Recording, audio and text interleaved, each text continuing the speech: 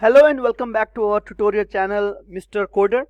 In our last video we have seen how to create a simple ASP.NET Core Web API project, and in this video we are going to add a DB context, and then we are going to create employee service, we are going to create iEmployee service interface, and then we are going to resolve a dependency. Okay, so let's do that. So in order to do that, what we have to do is let's create one folder called data. So right click and click on add and click on new folder, and here just type data, and inside data create one class. Right click, add new class, and we'll say app db context.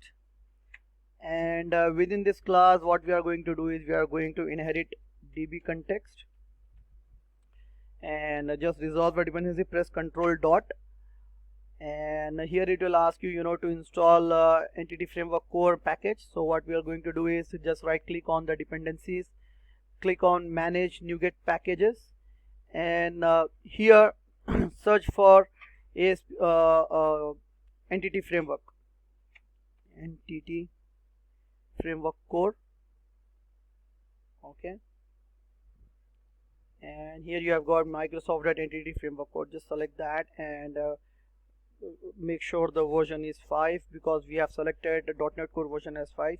So click on install, and once you do that, once it gets installed successfully, then we'll come back to okay, here it is showing the DB context, which is fair enough.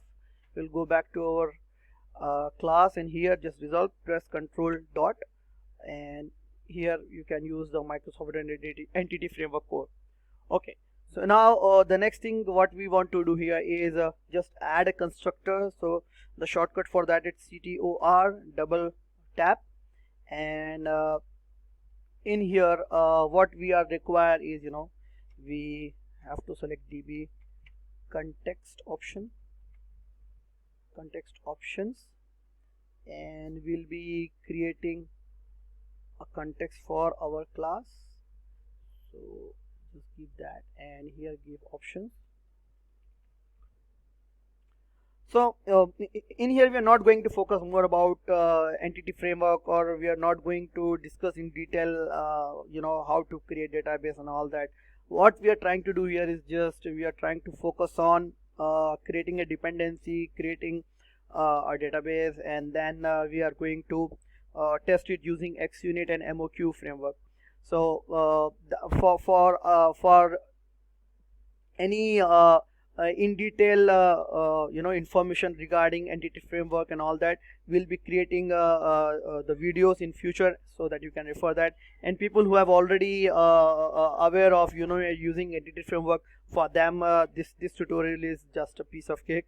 So I expect my audience or the viewers of this video to have knowledge about entity framework.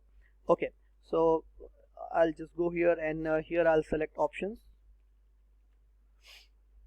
and then we'll just simply create a DB set. Okay, and within DB set we have to give our model name, which is employee, and press control dot, and just select this, and then give employees. Okay, and here provide get set. Okay, fine. So everything is in place. Now the next thing is what we are going to do is we are going to create a service.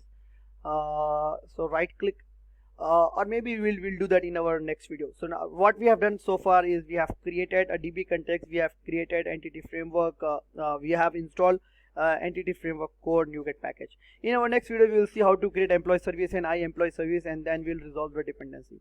Until then, please take care of yourself, and we'll see you in our next video. Thank you.